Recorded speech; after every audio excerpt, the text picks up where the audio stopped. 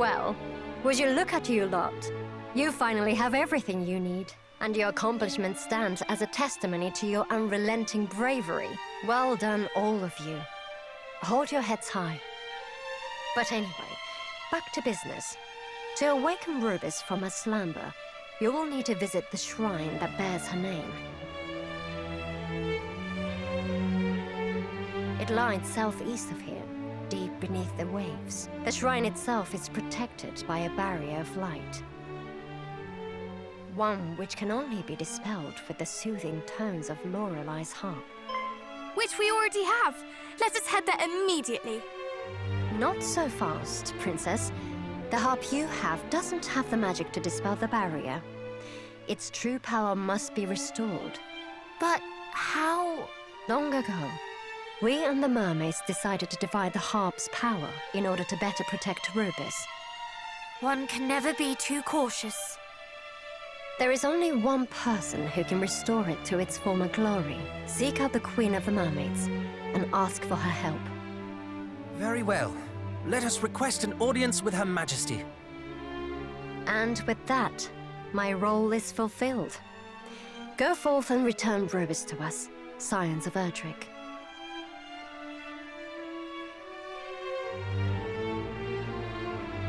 The fate of the realm is in your hands now, and I can't think of anyone else's I'd rather see it in.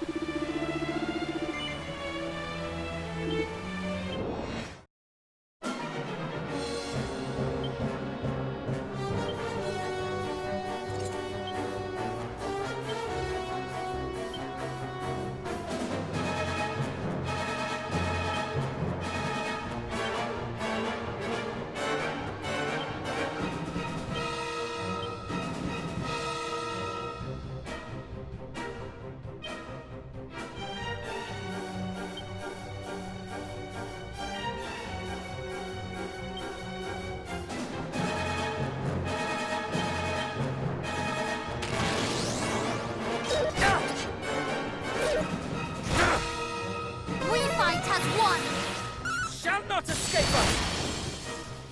How's that? Oh!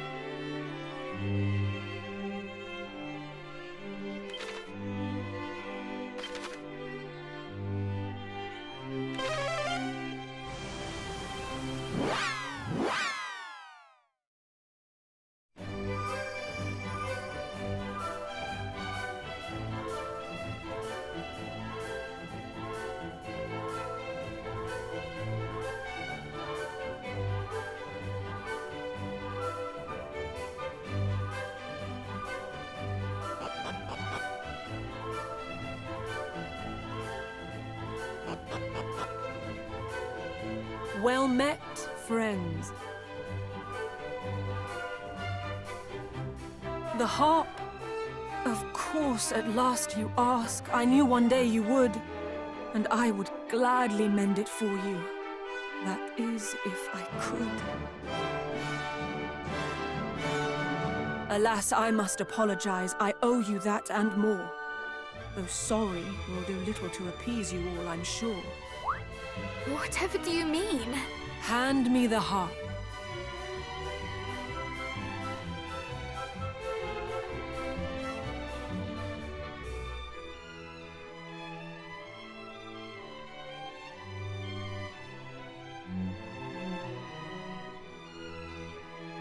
Look closely. There's another hollow, small and round and neat. Without the pearl that fits inside, the harp is not complete. And though if it were mine to give, you'd have it right away, it is not here, and that, I fear, is how it's going to stay. The other pearl. We acquired it on the surface, did we not? You did, though you should not have done. Their rightful place is here. Or was, until my mother's time.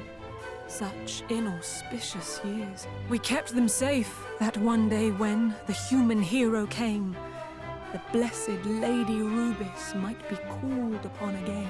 But then a silly mermaid girl, a fool by any measure, forsook those priceless pearls of ours, and thus we lost our treasure.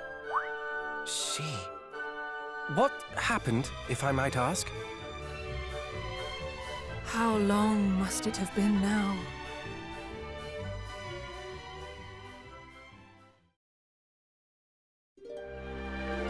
Long, long ago, a foolish mermaid loved a human lad. The days they spent together were the happiest she'd had. To love and be loved in return was new and warm and good. For him she would have done just about anything she could. And so when he did ask of her to prove her love by taking her kind's most precious jewels, her choice was not long in the making.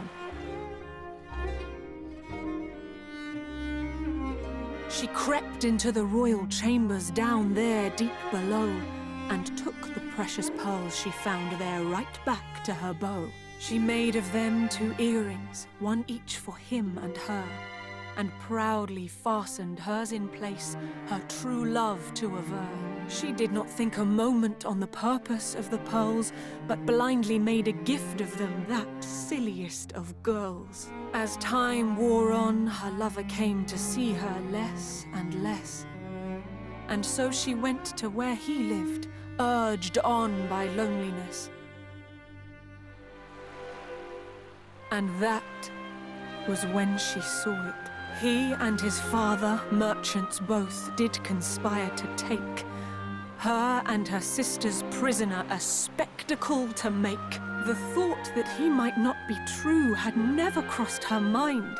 This human who had been so good, considerate and kind. Besides which he had promised he would never breathe a word of where the mermaids might be found or what he might have heard. And then their eyes met. Or so it seemed, but looking back, I really cannot tell. Perhaps he never saw me, nor the scales as they fell. I turned and left, my only thought to flee that awful place. And that was the last time I ever looked upon his face. Yet mercifully, for mermaid kind, they never did appear. Their plan abandoned, who knows why.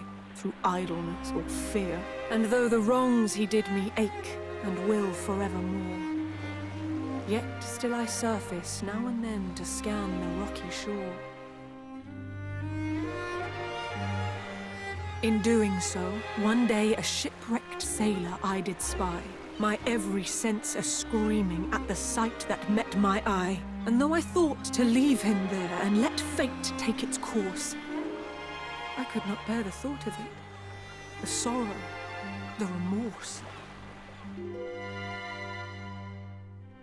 I dragged the man ashore and placed into his senseless hand that pearl, the sister pearl, of which had long since gone to land.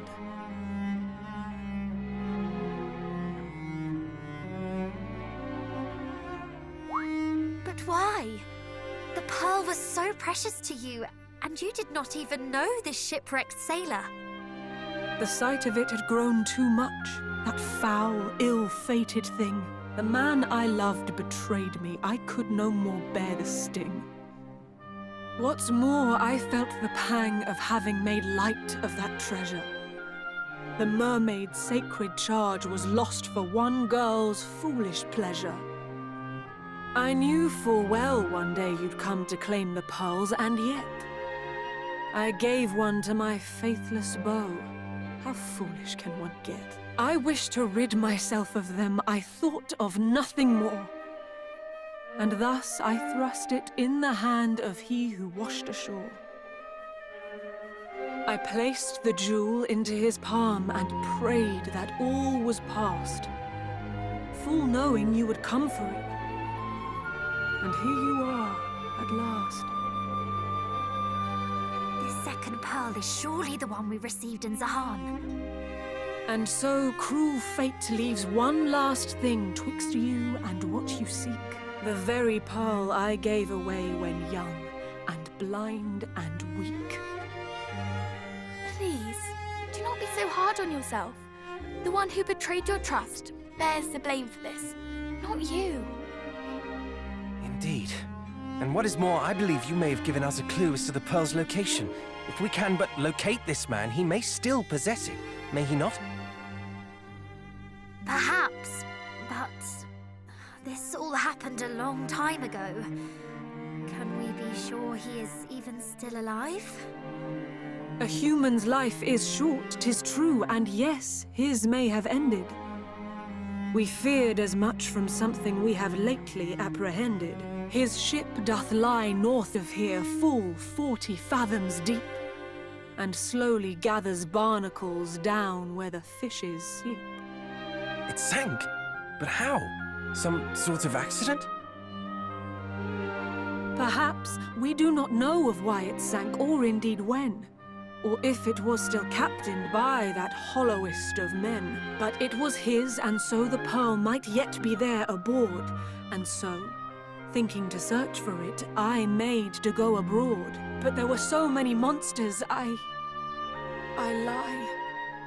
It was not fiends that stopped me leaving on my quest, but fear of what the sight of it might stir within my chest. 'Twas on that ship he came to me the day that we first met. I hate him so, I cannot bear to see his boat. And yet... We understand. We will go in your stead. I do not doubt that it is as dangerous there as you say, and we would not see you risk more than you already have. I truly am not worthy of the kindness that you show. I am but weak and foolish, child. You help more than you know.